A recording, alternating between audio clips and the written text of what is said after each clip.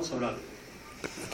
Padre, queremos darte muchas gracias esta mañana por permitirnos abrir los ojos, por dejar que nuestro corazón siga latiendo, que tengamos vida y contemplemos toda tu majestad, toda tu creación, por poder ser testigos de tu poder y de tu inmenso amor. Padre, revela esta mañana también los planes que tienes para nuestras vidas. Bendice cada corazón, cada persona que ha prestado sus oídos para escuchar de ti, Señor. Bendice lo que vamos a compartir, mi esposa y yo, Dios, y que traiga cosecha para tu pueblo. Padre, que seamos bendecidos todos, porque queremos mirarte a ti como nuestra única esperanza y nuestro único Señor y Salvador. Gracias por tu amor, bendice todo lo que vamos a hacer. En el nombre de tu Hijo Jesús, oramos. Amén. Amén. Resulta que surgió una 10ª reunión que vamos a tener. ¿Se acuerdan que yo les pasé un plan de que teníamos 9 reuniones?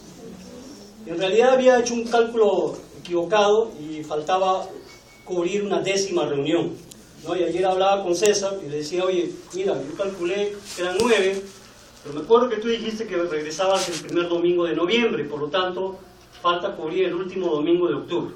Entonces, quedaba una 10ª reunión y quedamos en que cubriera yo esa 10ª reunión.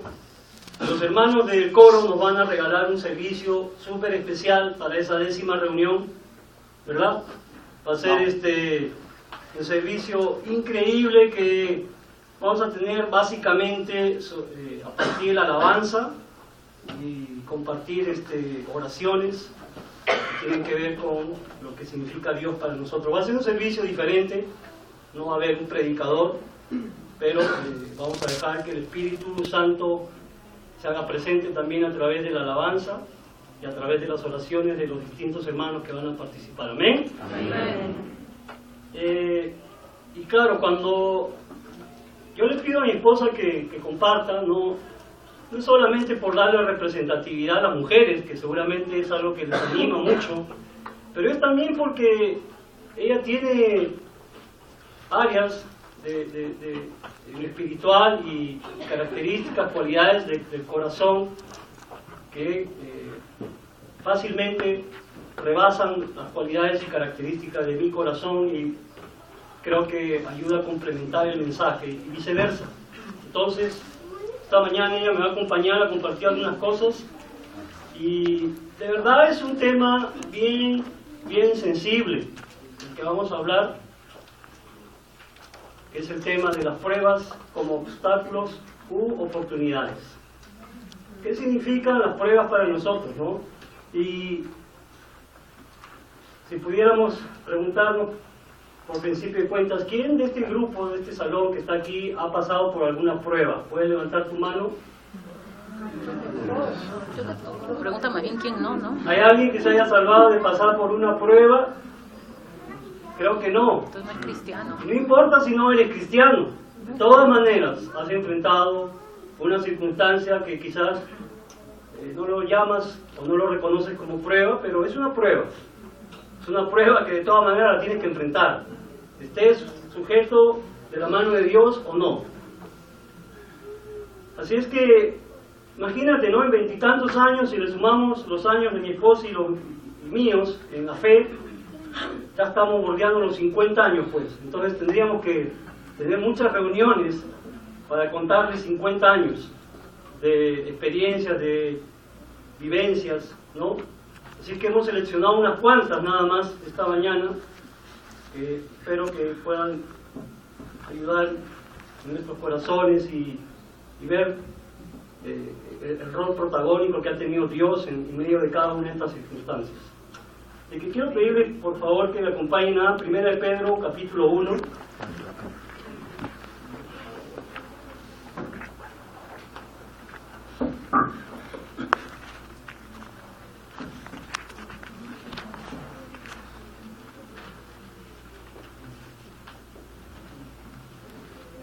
Primera de Pedro, capítulo 1, versículo 6.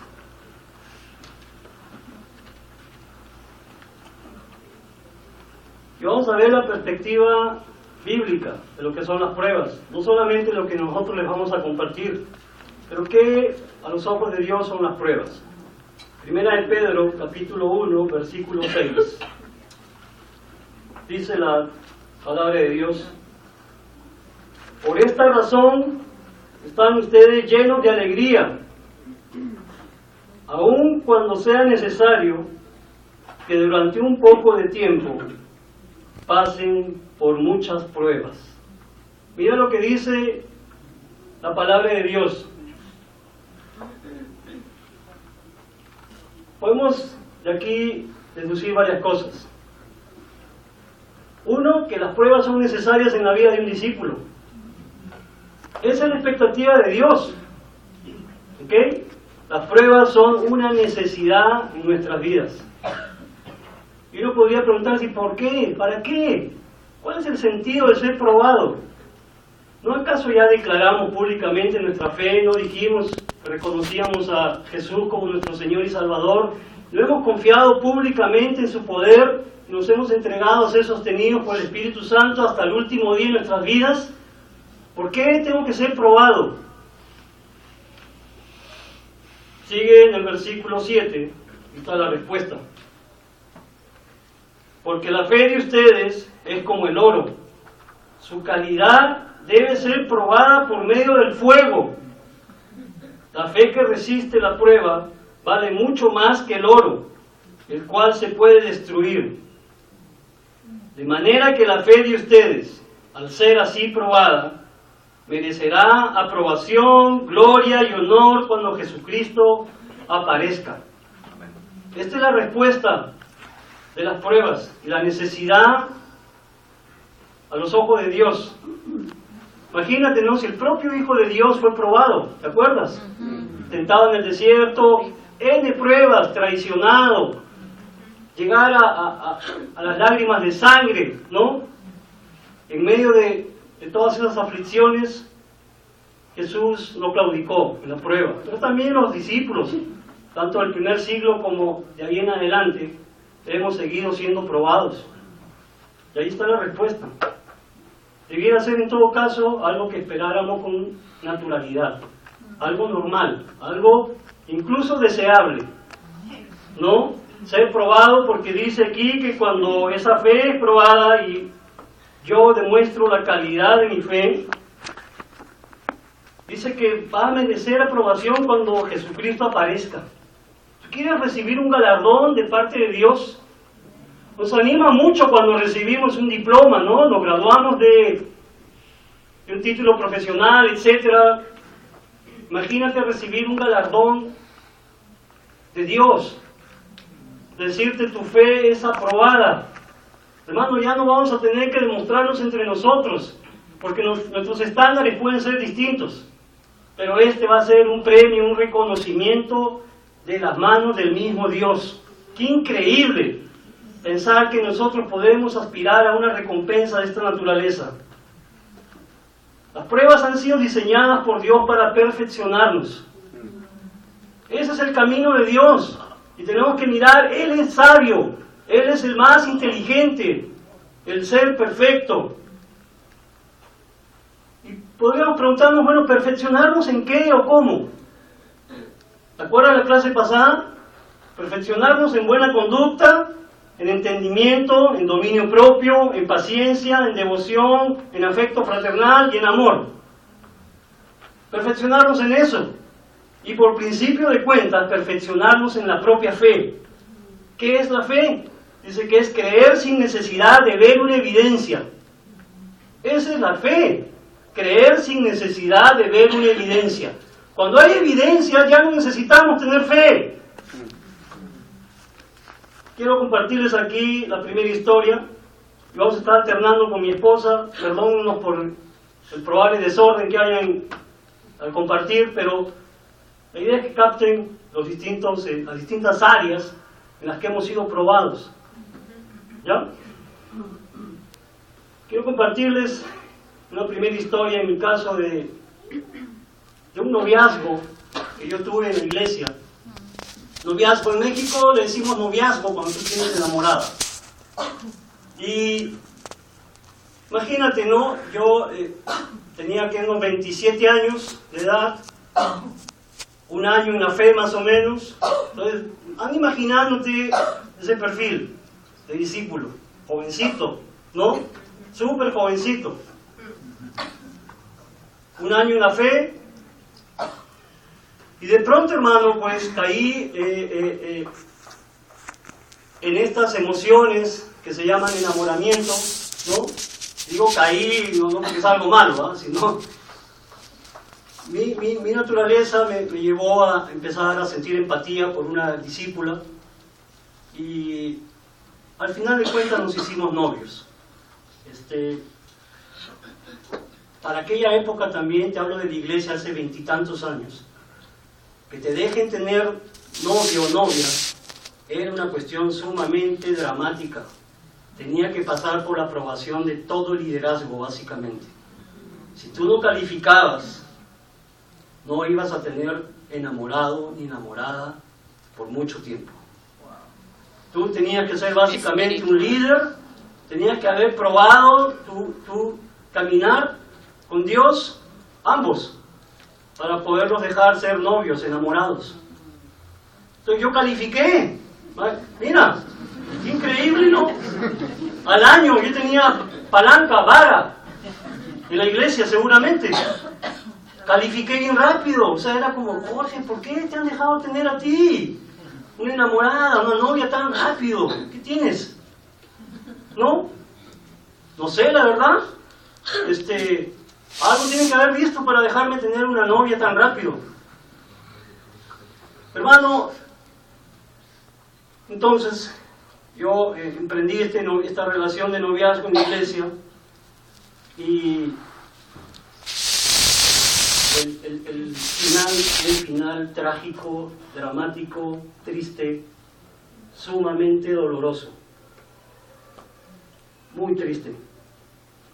Empezamos a tener esta relación, ¿no? Normal, tener las citas, ¿no? Los fines de semana, y más o menos iban las cosas.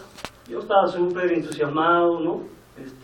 Agradeciéndole tanto a Dios, decir, wow, ahora tengo una novia en la iglesia que es muy diferente de lo que viví antes de llegar a la iglesia. Tú sientes así el cariño de Dios, o sea, sientes que Dios te acaricia el rostro y te dice, mira, yo te envío a alguien para que veas mi amor. Y así me sentí por muchos meses. Un buen día, en una reunión de la iglesia entre semana, el hermano que estaba predicando dijo algo de mí, algo bueno. Y resulta que mi novia salió del salón. Y eso llamó mucho mi atención, porque dije, salió y se fue. Entonces yo me quedé súper sorprendido y dije, ¿qué está pasando? Porque ella nunca ha hecho esto. Siempre al terminar la reunión hablábamos, nos despedíamos, ¿no? Etcétera, normal. Y esta vez, ya habían pasado varios meses del noviazgo, y esta vez ella se fue de la reunión. Justo cuando un hermano al frente habló algo bueno de mí. Yo dije, esto está muy raro. Así es que yo emprendí el camino a su casa. Yo dije, yo tengo que averiguar qué está pasando, porque esto no me suena que está bien. Y cuando llegué a su casa, hermano, me encontré con una historia que no la quiero recordar, honestamente. Terrible. Una situación bien fea. Bien fea. Básicamente, ella había estado envuelta en un pecado de inmoralidad sexual con alguien fuera de la iglesia. Y yo me encontré diciéndome, ella a mí, Jorge, ha pasado esto, ¿no? Y ha pasado una y otra vez. ¿Tú te imaginas? Un discípulo de 1 año en la iglesia, 27 años de edad. ¿Cómo podría yo asumir esto? ¿Ah? Fue un shock. Fue una cuestión, ¿qué me estás diciendo? Y me empezó a contar más detalles. No, que mira, pasó esto, que alguien me empezó a llamar por teléfono, y yo pues lamentablemente me dejé llevar por las emociones, pero había sido un pecado reiterado, varias veces, llegar al máximo punto que te puedas imaginar de inmoralidad sexual, ¿ok? No estoy hablando de algo menor. Yo no tenía manera de pedir auxilio en ese momento y regresar a mi casa. O sea, yo me asusté, yo estaba totalmente sacudido. Yo dije, Jorge, esto es irreal. Estamos hablando de un noviazgo en la iglesia y que pase esto. O sea, imagínate cómo podría yo pensar, ¿Dios me ama cuando me deja vivir esto? ¿Para qué?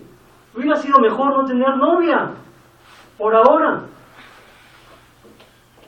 ¿Cómo deja a Dios que una hija suya caiga de esta manera? Peor quizás que en el mundo. Algo terrible. Yo me sentía súper traicionado por ella y también por Dios. ¿No? ¿Cómo asumes esto? Obviamente, ¿sabes? No te imaginas lo que era ver a ella contándome estas cosas, la angustia en su rostro, de sentirse atrapada por Satanás, porque ella me pedía auxilio, me decía, ayúdame, porque me siento atrapada en este pecado. Obviamente nuestro noviazgo tuvo que terminar inmediatamente. Y al poco tiempo, ella siguió viniendo a la iglesia un tiempo y después abandonó la fe. Y ahí quedó la historia por parte de ella. Y te imaginarás todo lo que pudo venir a mi corazón, ¿no? ¿Qué de bueno le puedo sacar yo a eso? Y pensé, bueno, varias cosas. En realidad me dejó ver el daño que puede provocar el pecado, particularmente de la inmoralidad, un pecado al que yo mismo estoy expuesto cada día. Yo dije, Jorge, mírate en un espejo. Si a ella le ha pasado esto, a ti te podría pasar eso y más. ¿No? No era nada fácil asumir ese momento. Y me acuerdo llegar a mi casa y con el hermano con el que vivía, arrodillarnos y pedirle ora por mí, y los dos orar, ¿no? Desconsoladamente en ese momento yo. Pero eso me dejó ver Dios, hasta dónde puede arrancar nuestra dicha el pecado, cuánto puede dañar personas, la angustia que yo vi en ella, de verse envuelta en eso. Pero por otro lado también me dejó ver que Dios es un Dios fiel. Me dejó ver que nuestro pecado no puede permanecer oculto por siempre. Yo dije, esa noche que este hermano habló bien de mí, Dios lo sacó a la luz. ¿Por qué? ¿Qué pasó? Que básicamente su conciencia se sintió tan sucia de pensar, están hablando bien de mi novio y yo estoy haciendo esto. No aguantó más su conciencia y tuvo que salir toda la luz. Nuestro pecado no va a permanecer por siempre oculto. Tarde o temprano Dios lo saca. Y hubiera sido mejor tratar estas cosas antes de llegar a ese punto, ¿no? Hubiera sido mejor recibir la ayuda antes de llegar a ese estado de consumación del pecado. Cuando tienes apenas las primeras tentaciones, las primeras ideas, recibir la ayuda, hubiéramos salido todos beneficiados, todos limpios, mejor librados en todo caso.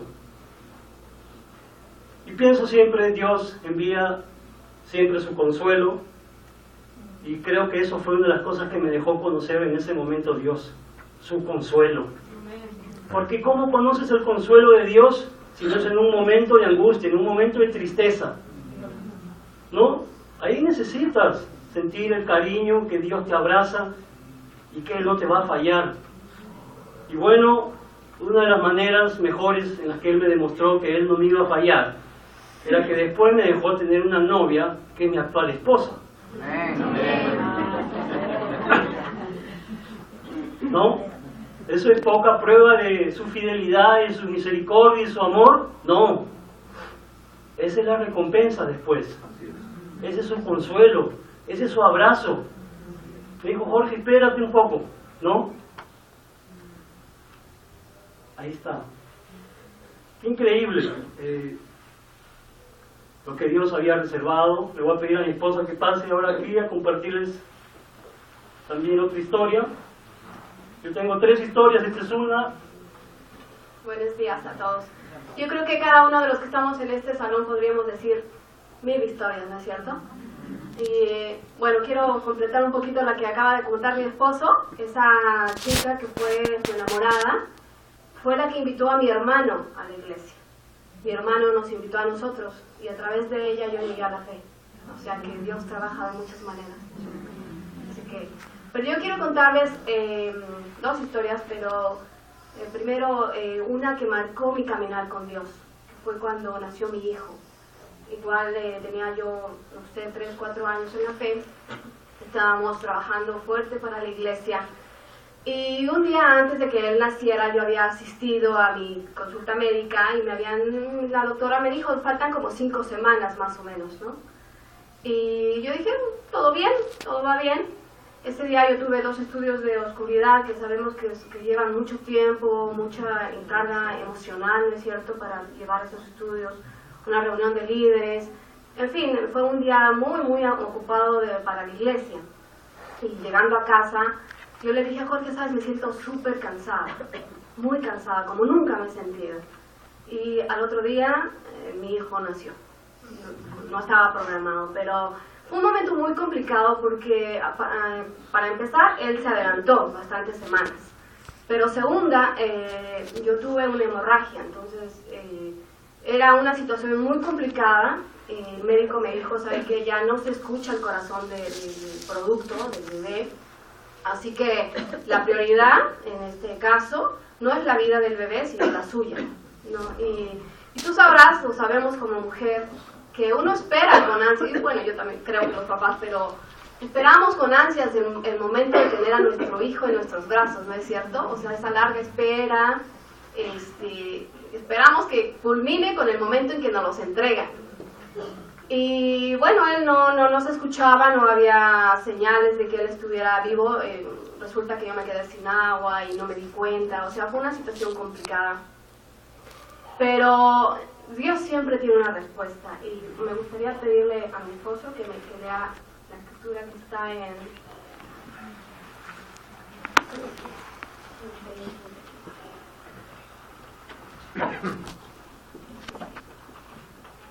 en Isaías 30:15, por favor.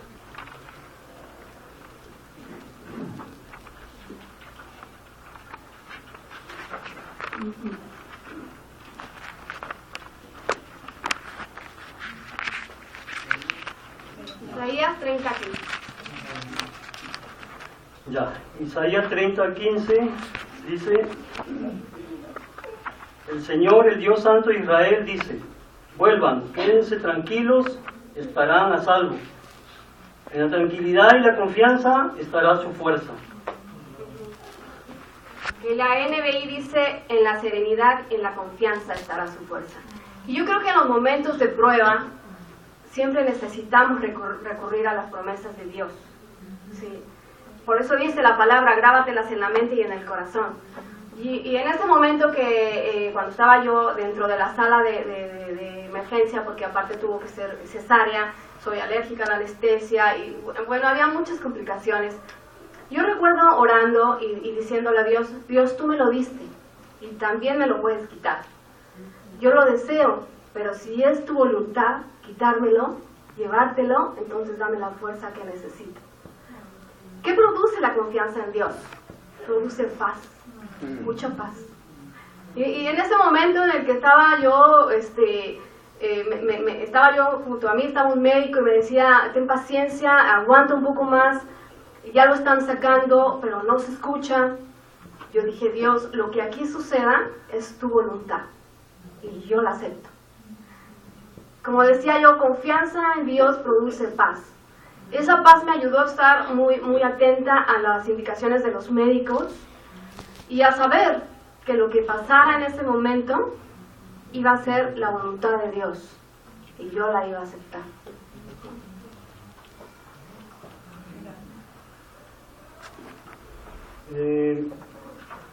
Acompáñenme por favor a Santiago 1.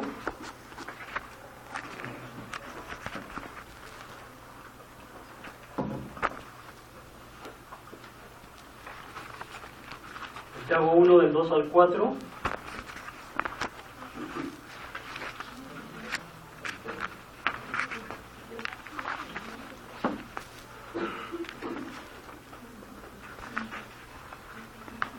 Santiago capítulo 1, versículo 2 dice: hermanos míos, ustedes deben tenerse por muy dichosos cuando se vean sometidos a pruebas de toda clase. Pues ya saben que cuando su fe es puesta a prueba, ustedes aprenden a soportar con fortaleza el sufrimiento. Pero procuren que esa fortaleza los lleve a la perfección, a la madurez plena, sin que les falte nada. Otra vez, ¿no? Imagínate qué actitud debiéramos tener ante las pruebas. Dice que debiéramos sentirnos muy dichosos. ¿Tú te sientes dichoso cuando eres puesto a prueba? Honestamente, yo no. No me siento dichoso, porque lo primero que viene es mi reacción humana. Después, si lo trato de discernir en el tiempo espiritualmente, entiendo. Es la voluntad de Dios y me está perfeccionando. Dice aquí, cuando nuestra fe es puesta a prueba, entonces aprendemos a soportar con fortaleza el sufrimiento.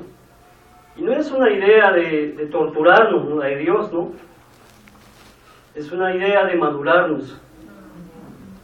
Dice aquí, sin que nos falte nada. Entonces Dios seguramente sabe qué áreas de nuestra vida están todavía flacas, débiles, y Él nos va a tratar de madurar en esas áreas. Él va a tratar de fortalecernos, y la manera es a través de las pruebas.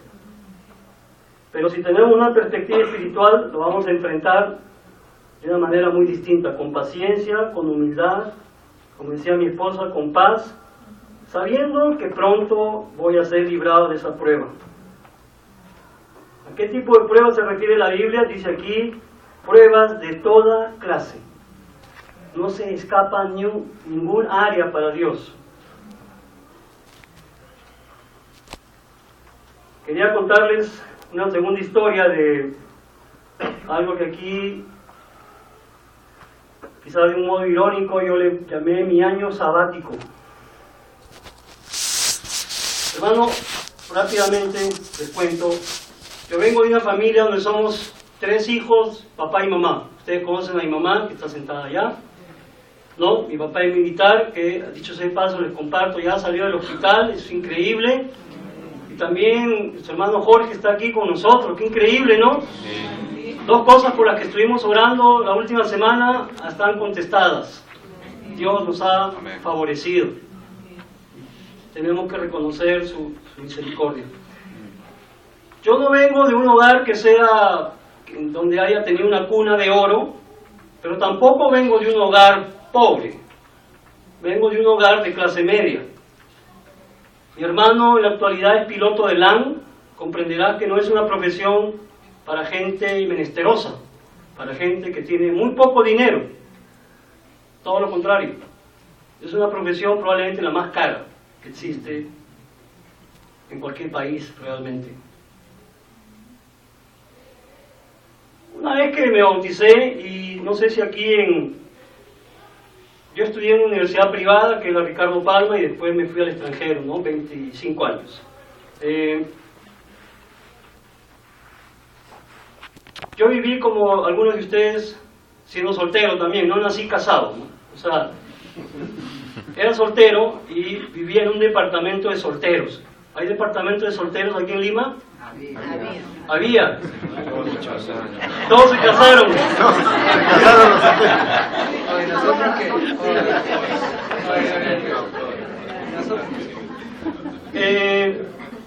Los departamentos de solteros no suelen tener buena reputación. Los departamentos de soltero en la iglesia a lo largo y ancho del mundo, salvo excepciones diría yo, no suelen tener buena reputación. Probablemente los departamentos de solteros de hombres se llevan la medalla de oro en ese sentido. Son excepcionalmente desastrosos en varios sentidos, y eso no es una buena noticia decirlo. Pero una de las cosas en las que no son ejemplares, en general estoy hablando, ojo, es que suelen ser departamentos de normalmente hermanos que apenas logran resolver sus necesidades básicas, ¿no? Apenas, normalmente un refrigerador en la casa de un departamento de solteros es un adorno, es un mueble, no sirve para guardar alimentos, eso no existe, ¿ya? Entonces, esa es la historia. Tenemos camas amplias, súper amplias, porque dormimos en el piso. Estoy conversando lo que pasaba en México, no sé en Lima si haya sido diferente, pero casi, ¿no? Camarote tenían. Me acuerdo que un departamento de allá de México le decíamos los 101 dálmatas, porque vivían como 30, 20 hermanos, no sé cuántos, ¿ya? O sea, se tenían que juntar tantos para poder pagar el alquiler, ¿no? Eran los 101 dálmatas, pues tú ibas a pasar un tiempo a la casa de ellos y era impresionante, ¿no? O sea, era difícil encontrar un rincón con privacidad, pues. Estaba pasando aquí un tiempo con un hermano y escuchabas así, el otro estaba retando, regañando aquí al lado a otro, ¿no? Porque eran tiempos simultáneos, ¿no? Entonces, ya te imaginarás el ambiente en un departamento de solteros. Bueno, a mí me tocó atravesar por esos departamentos también. Me acuerdo uno donde un día amanecimos con el escenario de Venecia, pues, o sea, inundado, ¿no? Como dormíamos en el piso, amanecimos en medio del agua, ¿no? En fin, tantas cosas, o sea, yo tenía un catre, le dicen aquí, ¿no? Estos que usan los militares, de una, ¿qué? Así, un cuarto de plaza será, pues, o sea, de este ancho, que lo he cargado ahí en México para quién sabe cuántos lugares, ¿no? Me mudaba aquí, allá, aquí, el catre iba conmigo a todos lados, ¿no? Eso fue cuando ya tuve cama, ¿no? En fin, esto era más o menos el prototipo de vida como soltero que tuve por muchos años en México, hasta que en algún momento me fui al otro extremo. Básicamente, imagínate, ¿no? Si en México la iglesia ahora son 4.000 discípulos casi, en aquel entonces podríamos haber sido, no sé, 1.000 o 2.000. Creo que había un departamento de solteros en el norte y uno en el sur que tenían la reputación de ser los departamentos de los hermanos con dinero. Bueno, yo viví en uno de esos, en el del norte, ¿no? Y los hermanos que vivíamos ahí, todos tenían buenos trabajos, era la excepción, pues. Éramos los pocos así. Uno era actor de Televisa, imagínate. El otro se veía con el candidato a la presidencia de la República, el que mataron, ¿cómo se llama? Colosio. O sea, ya te imaginas el nivel de hermanos, ¿no? Nos iba súper bien, ¿no? Una época de bonanza. O sea, éramos los niños ricos de la iglesia, y de pronto yo me quedo sin trabajo. Así, de la noche a la mañana. Me quedo sin trabajo. Para esto, imagínate, yo he sido extranjero por 20 años en México y tenía que batallar con temas legales de conseguir visa para trabajar. Todo un asunto. Acceder a un trabajo formal. Y en ese momento de quedarme sin trabajo, pues los demás hermanos, como tenían holgura económica, me dijeron, no te preocupes, quédate un rato, ¿no? Y siguieron pasando los meses, así que como al tercer mes me dijeron, Jorge, si no arreglas esto, no te puedes quedar más tiempo en el departamento. ¿Okay? Somos discípulos y creo que hay que entender bien el tema de la compasión, la solidaridad y la empatía, pero yo estoy de acuerdo, ahora a la distancia lo veo. En ese momento, por supuesto que no lo acepté. Le dije, ¿por qué? ¿Por qué me van a echar de la casa? ¿No? O sea, yo reaccioné mal, ¿no? Eran mis amigos. O sea, ¿qué les pasa? Y nada. El que estaba a cargo del departamento me dijo, Jorge, ya pasaron 3 meses, no has arreglado esta situación, te tienes que ir. Imagínate. Así, con mi maleta en la puerta, ¿no? Se acabó. Y en esa circunstancia, y eso no era lo peor, en realidad yo no tenía trabajo. O sea, ¿cómo me sostenía? Bueno, en ese momento apareció un discípulo y me dijo, también soltero en aquel entonces, él me dijo, Jorge, yo te puedo llevar a la casa de mis papás, donde yo vivo, ahí te puedes quedar. Yo obviamente lo acepté de buena gana, ¿sí o no? Hubieras hecho lo mismo, que alguien te diga, te llevo a la casa, ahí, ¿no? Mi familia, y vas a estar conmigo. Bueno, resulta que cuando fui a su casa, el lugar donde este hermano vivía era más o menos como el Agustino, aquí en Lima. Después de yo haber vivido en el lado opuesto de México, ¿no? ¿Qué le decía? No me gusta, me voy. No le dije eso, ¿no? Pero no solamente eso, el lugar era feo, era un lugar peligroso. Pero además, hermano, ahí teníamos que vivir como 20 personas, porque vivía su papá y su mamá, y como 5 hijos, ya todos casados, él era el único no casado, cada familia vivía ahí. Y básicamente te hablo de una casa mediana, tipo las que hay en Salamanca, se me ocurre, el INSE, donde habían empezado a añadirle cuartos y cuartos y cuartos, y ahí vivían todos. Entonces, ¿te imaginas de la noche a la mañana cambiar el escenario? 20 personas, no cristianas. O sea, el único cristiano éramos él y yo. ¿Cómo te sentirías?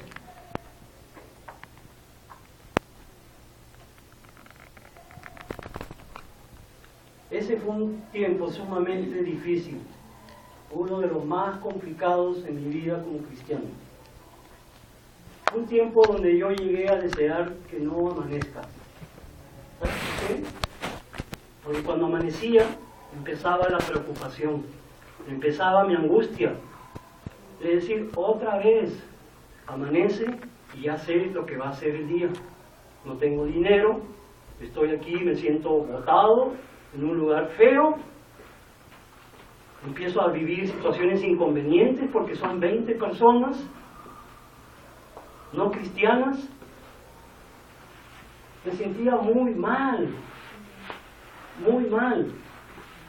Decía, yo nunca he vivido en un lugar así. ¿Cómo podría yo asumir eso? ¿Y sabes qué pasó? ¿Y sabes cuánto tiempo duró esa prueba, esa pequeña prueba? Casi 1 año. Casi 1 año me quedé en esa casa. Imagínate. Bueno, imagínate que este hermano en ese año se hizo novio de una discípula y se casó y se fue. O sea, me quedé como hijo adoptivo de esa familia.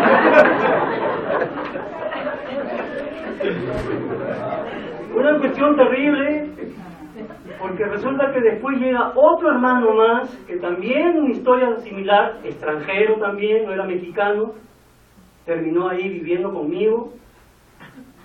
Al comienzo increíble, ¿no? Un hermano súper fuerte en la fe, líder. Y al comienzo tú dirías, bueno, está bien, se van a pulir, ¿no? Los dos. ¿Sabes qué? Después él prácticamente se cayó de la fe, él. Después tengo entendido que se restauró y regresó a la iglesia.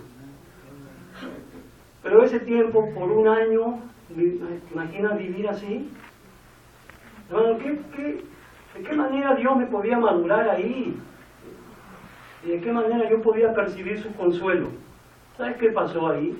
Fue algo bien increíble también, que yo comí mejor que nunca. ¿Te imaginas? Porque viviendo con los solteros, éramos súper desordenados para el tema de la comida. Y en esa casa, su familia me dio de comer mejor que nunca. Estaba más gordito, ¿no? ¿Imaginas? Para los hombres es súper importante comer bien, ¿no? Entonces yo decía, aquí está, esta es parte del consuelo de Dios. Comía bien, su mamá no tienes idea cuánto se pulió para darnos lo mejor al otro discípulo y a mí, porque ya éramos dos, ¿no? Después su papá se enganchó en darnos un trabajo que mejor no te cuento qué hacía, pero hacía eso y nos pagaba. Pero tú te imaginas, hermano, yo profesional, maestría, a punto de hacer un doctorado, haciendo una cuestión no, viviendo en un lugar así, después de haber estado con los hermanos del otro lado, ¿no? Nada que ver. O sea, pero yo reconozco de dónde vino el consuelo de Dios. Me dio una de las cosas que yo más hubiera valorado, comer bien, tener donde descansar. Una vez que me enfermé, me acuerdo que una de sus hermanas me cedió su cama, así, me dijo, ahí, porque era un cuarto mejor que los otros, ¿no? O sea, ¿qué más? Increíble, por un año, estar ahí y entender de qué otras maneras Dios te puede dar consuelo. ¿Amén?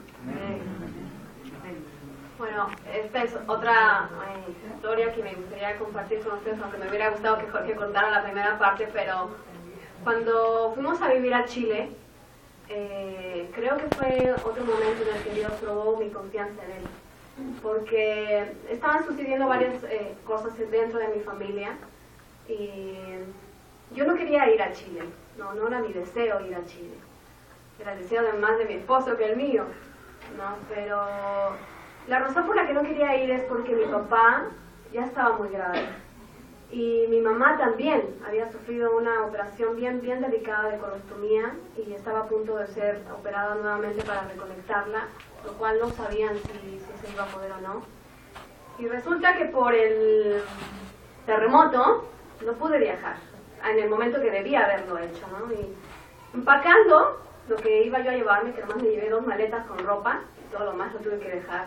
Pero empacando libros y cosas, encontré un separador de libros que decía la voluntad de Dios, y perdón si me corto un poquito la voz, pero decía la voluntad de Dios no te llevará a donde su gracia no te pueda alcanzar. Fue impresionante porque lo encontré en ese separador, armando cosas para empacar, pero después lo empecé a encontrar en correos electrónicos que me mandaban, ¿no? Yo decía, esta es la voz de Dios. Dios no me va a llevar a donde su gracia no me pueda alcanzar. Y yo estaba segura de eso. Por el terremoto, que ya les voy a contar Jorge un poco de eso, no pude viajar cuando debía haberlo hecho. Y lo bueno de esa situación, o sea, no lo bueno del terremoto, pero lo bueno de que yo me quedé en México fue que estuve con mi padre hasta el último momento. Hasta su último suspiro, yo estuve con él. Mi papá murió siendo discípulo, o sea que eso es un consuelo ya en sí, ¿no? Y otra cosa que pasó fue que yo pude estar con mi madre desde el momento que entró al hospital hasta que salió. No la pude ver recuperándose, pero estaba yo segura que había salido bien de la operación porque yo estuve ahí. Y después viajé a Chile, ¿no? Y yo iba convencida, la gracia de Dios me va a acompañar. Y así salí, me acuerdo que iba yo en el avión y miraba yo la Ciudad de México enorme y decía, Dios, yo creo que tu gracia me va a acompañar y yo quiero irme con eso. Pero llegando a Chile, eso se puso a prueba. Eso se puso a prueba porque, para empezar, me dan terror los temblores. Mucho miedo me dan los temblores, eso desde muy pequeña. Y llegué a Chile y todos los días temblaba, hasta 5 temblores, y no temblorcitos, temblorzotes, ¿no? Y decía, bueno, y estando en Chile como al mes, me dan la noticia de que una de mis hermanas, es mi prima, pero crecimos como hermanas, es mi hermana, estuvo en el aeropuerto para despedirme, me dicen que tiene cáncer terminal, y que tiene más o menos 3 meses de vida, ¿no? Y durante el primer año fallecieron 3 familiares míos en accidentes, y otras 2 amigas muy queridas de la iglesia, y otros más conocidos también, murieron. Estas 2 amigas en un accidente. Yo estudié la Biblia con ellas y se bautizaron. Entonces eran amigas bien cercanas mías, ¿no? Y yo me acuerdo diciéndole, Dios, no puedo más. O sea, yo creo en ti, yo confío en ti, pero no puedo con tanta carga emocional. Yo creo que hasta que me rendí con Dios y le dije justo eso, Dios, no puedo más. Ayúdame a enfrentar esto. Fue que Dios me dio una respuesta. Y me gustaría compartir con ustedes la escritura, que de pronto un día, o sea, yo creo que hemos leído muchas escrituras, ¿no? Y las hemos leído muchas veces, pero de pronto la que lees, como que cae justo en el momento, ¿no? Me gustaría que pudiéramos leerles en Colosenses 1:11.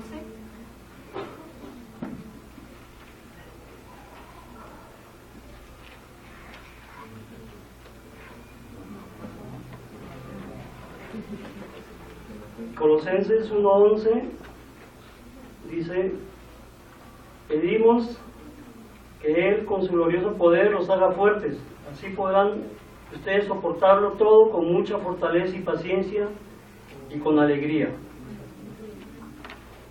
Esta escritura en especial me gusta en esta versión. Yo sé que la NBI dice dando gracias con alegría al Padre, pero en esta versión dice podrán soportarlo todo con mucha fortaleza y paciencia y con alegría, ¿no? Y yo decía, Dios, no siento la alegría, no la siento. Aparte nos fuimos a vivir en un lugar que estaba en el cerro, no podía yo salir casi del departamento porque el clima ya es muy, muy extremoso, o sea, llueve todo el día, el viento es muy fuerte, es peligroso salir caminando, o sea, no podía, tenía yo que estar ahí dentro del departamento.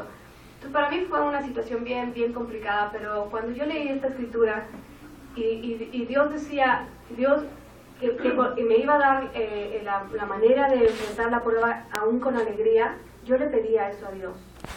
Y la alegría que Dios nos da no es la alegría que viene del mundo, no es donde podemos saltar y no. La alegría que Dios nos da es diferente, es mucho más profunda. Incluye la paz de la que yo hablaba hace rato. Y la verdad es que a través del tiempo Dios me dio muchas alegrías. Tengo amigas increíbles de allá de Chile que todavía conservo su amistad. Empecé a estudiar la Biblia con muchas mujeres, cosa que no había sucedido en la iglesia. O sea, Dios me dio consuelo, aún a través de tantas pruebas emocionales. Mi hermana, a la fecha, ese diagnóstico tiene más de 3 años, como 3 años y medio, a la fecha sigue peleando. Está ahí. Sigue, la enfermedad no se detiene, no se ha quitado, pero sigue peleando. Ella fue discípula, se separó de la iglesia por un tiempo, pero está regresando a la iglesia, no ha perdido su fe en Dios. Y yo creo que Dios me consoló, sin duda, Dios me consoló. Entonces, la verdad es que tenemos 2 maneras de enfrentar las pruebas. Una es a la manera del mundo, ¿no? Como todo el mundo las enfrenta.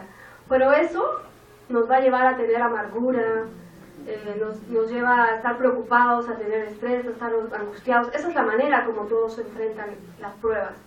Pero a la manera de Dios es diferente, ¿no? La manera como Dios nos pide y nos ayuda a enfrentar las pruebas es muy diferente.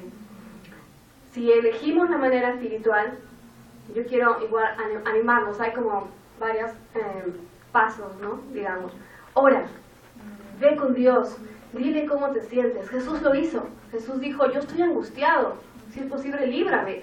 Dios sabe cómo nos sentimos, pero le gusta escucharnos. Ora. La segunda es, busca las promesas de Dios, grábalas en tu mente y en tu corazón.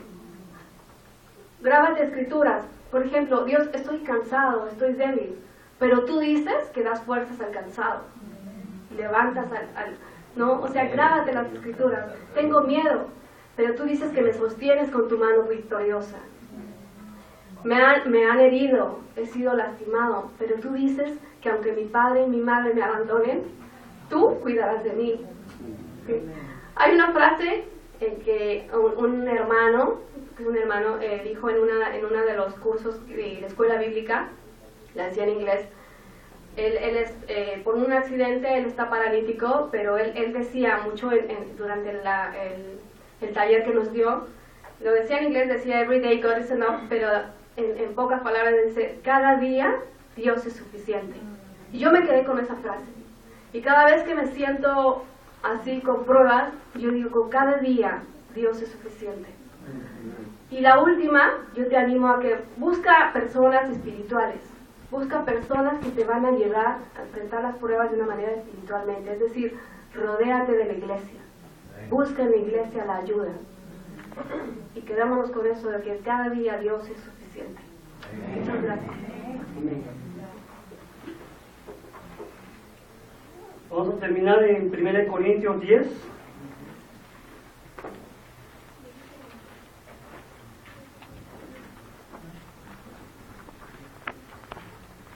Primera de Corintios 10 en el versículo 13.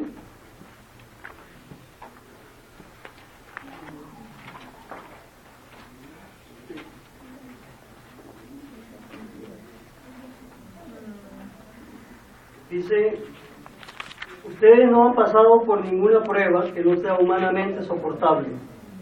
Y pueden ustedes confiar en Dios, que no los dejará sufrir pruebas más duras de lo que pueden soportar. Por el contrario, cuando llegue la prueba, Dios les dará también la manera de salir de ella, para que puedan soportarla. Qué increíble saber que es así el orden de las cosas. Cuando llegue la prueba, Dios, en primer lugar, nos va a someter a una prueba para lo cual no estamos quizás preparados. En segundo lugar, nos va a dar la manera de salir aprobados de la prueba. Y la última historia que quería compartirle brevemente es el tema de Chile, pero el tema de Chile en el terremoto, porque yo llegué a Chile en noviembre del 2009, estuve 3 meses más o menos y me tocaba ir ya de vacaciones a México, donde todavía estaba mi esposa y mi hijo, y así fue. Entonces en enero del 2011 me fui un mes de vacaciones a México, y ahí ya no teníamos que regresar todos los 3 juntos.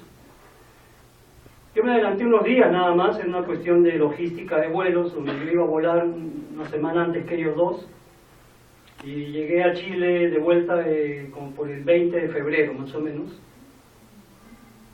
Y bueno, a la semana siguiente, el 27, fue el gran terremoto.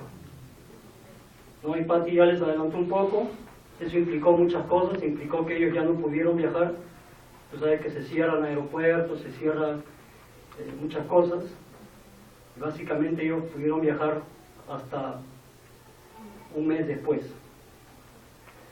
Pero vivimos en la iglesia de Chile un evento que también vale la pena compartir, porque el terremoto fue a las 3:30 de la madrugada, y era febrero y es el mejor clima en ese momento, a pesar de que este lugar es frío, donde vivíamos nosotros, es 500 kilómetros al sur de Santiago. El sur de Chile es mucho más frío, y amaneciendo ya el terremoto, a eso de las 5 de la mañana, 6 de la mañana, cuando ya empezó a haber luz. Pero, hermano, un terremoto de esta magnitud es algo de verdad que no lo puedes imaginar. Mira que yo alcancé a vivir el terremoto de mayo del 70, aquí en Lima, que ha sido uno de los terremotos más fuertes que hemos tenido en la historia del Perú. Y eso me pareció nada para lo que viví en Chile. Imagínate, un terremoto que en Lima mató 60.000 personas, si no me equivoco.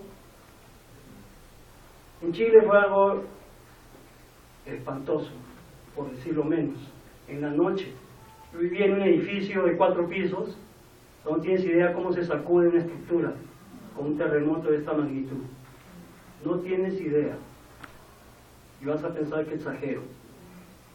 te sacude mucho, demasiado.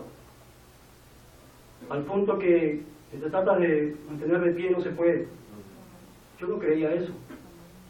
Cuando pasó el terremoto yo empecé a ver moretones en el brazo y dije, ¿de dónde?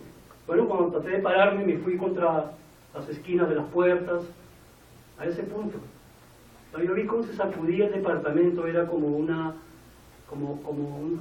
tren de estos de carga, ¿no? Viejos, pesados. ¿Has visto? De pronto se agarran velocidad, se empiezan a sacudir mucho y suena mucho. Fue algo tremendo. Y al amanecer resultó que venía lo peor. La peor noticia todavía estaba por llegar. Vino el tsunami. El tsunami fue espantoso. Tú has visto en la televisión lo que provoca. En Chile mató personas. En Chile, donde yo estaba, se cayó un edificio. Nunca en mi vida había visto partirse un edificio de casi 20 pisos. Así, como cortado con una tijera. Caerse. Más o menos por el tercer piso cortado y venirse para abajo, todito. Algo impresionante. Puentes, ¿no? Hay un río ahí donde vivíamos que separa el centro de la ciudad de donde vivíamos nosotros. Quedamos incomunicados por un rato. En fin, cuántas cosas. Y después vino algo peor todavía, que era el caos y la convulsión social. ¿Sabes qué pasó? La gente empezó a saquear minutos después del terremoto. A las 5 de la mañana o una hora y media después ya había comercios saqueados. Yo con un amigo bajamos en su camioneta y empezamos a ver qué ha pasado. Yo bien ingenuo le decía, oye, más tarde almorzamos en algún lugar ahí abajo. Todo estaba revuelto. La gente había saqueado, había entrado a los comercios, había hecho vandalismo. El ambiente era súper convulsionado. El ejército tardó en salir a las calles, porque después salió a las calles y salió con tanques, no con jeeps, con armamento pesado, y empezaron a detener a la gente así, apuntándole, si tú estabas robando, saqueando algo. O sea, algo bien pesado, y empezaron a haber incendios. Un panorama semejante al de una guerra. Y eso provocaba mucho miedo, porque en la calle, olvídate de la ley y el orden. Imperaba la ley de la selva.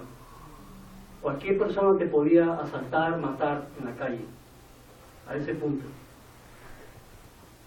Y te imaginarás, yo cuando amaneció, bajé, como dice Pati, vivíamos en una especie de montaña, bajamos, y me fui a la casa de unas discípulas.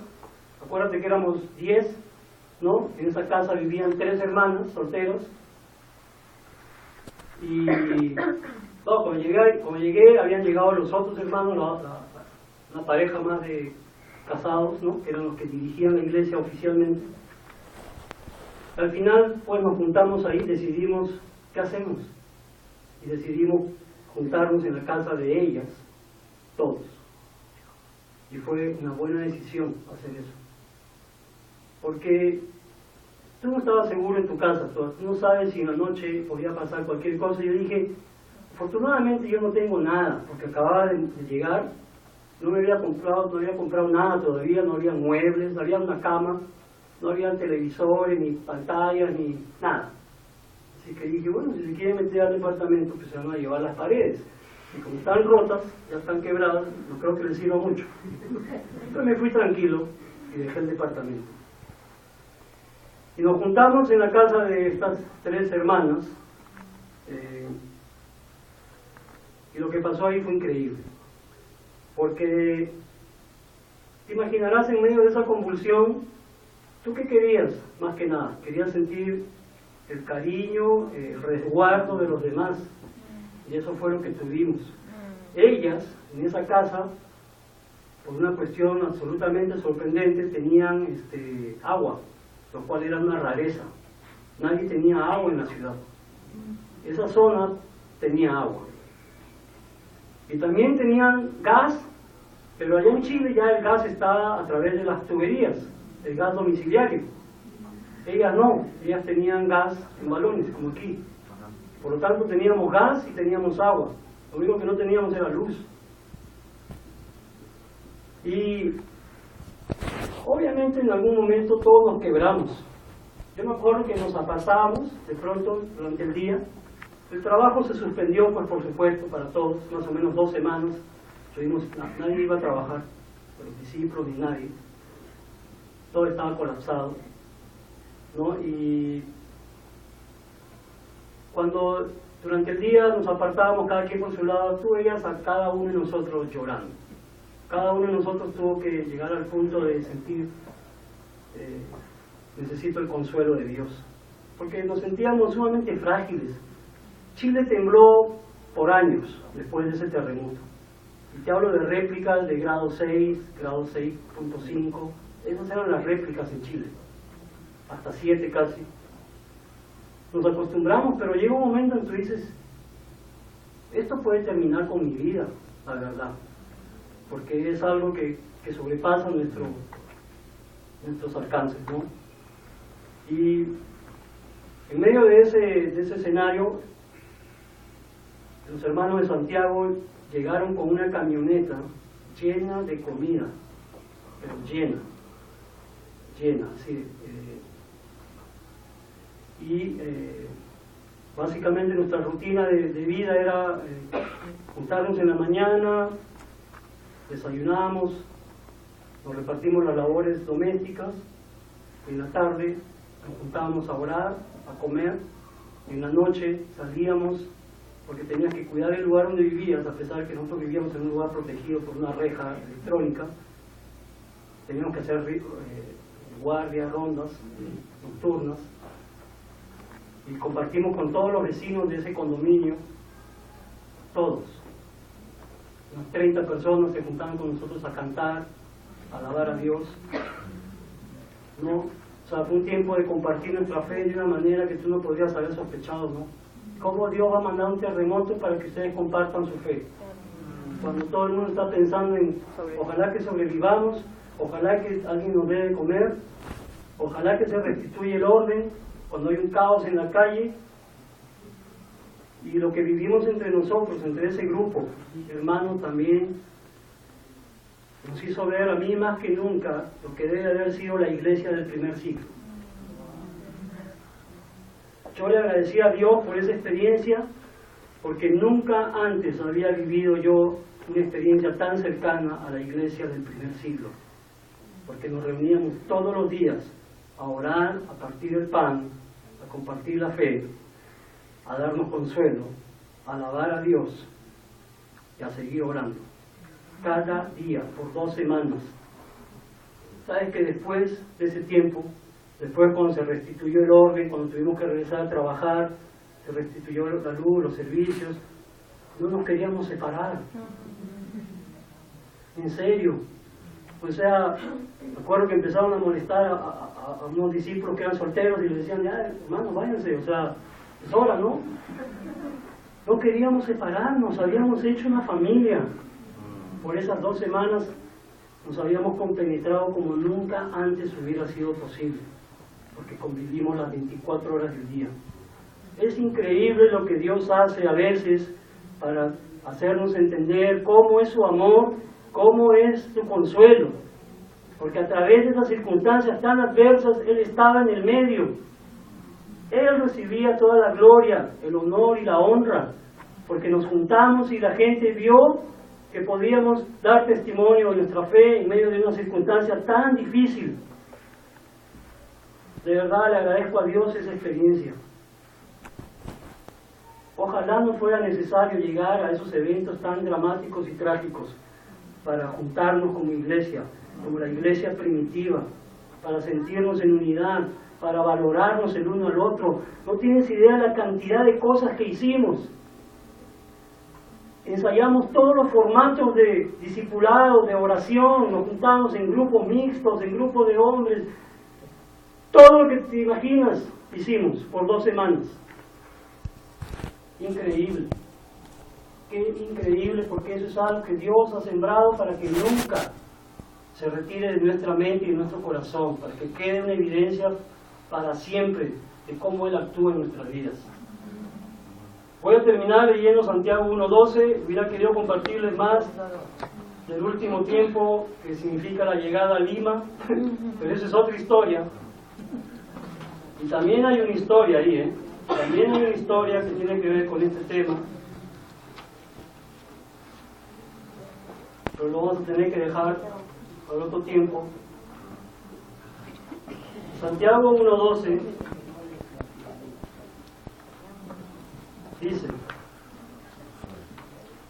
dichoso el hombre que soporta la prueba con fortaleza, porque al salir aprobado recibirá como premio la vida, que es la corona que Dios ha prometido a los que lo aman. Amén.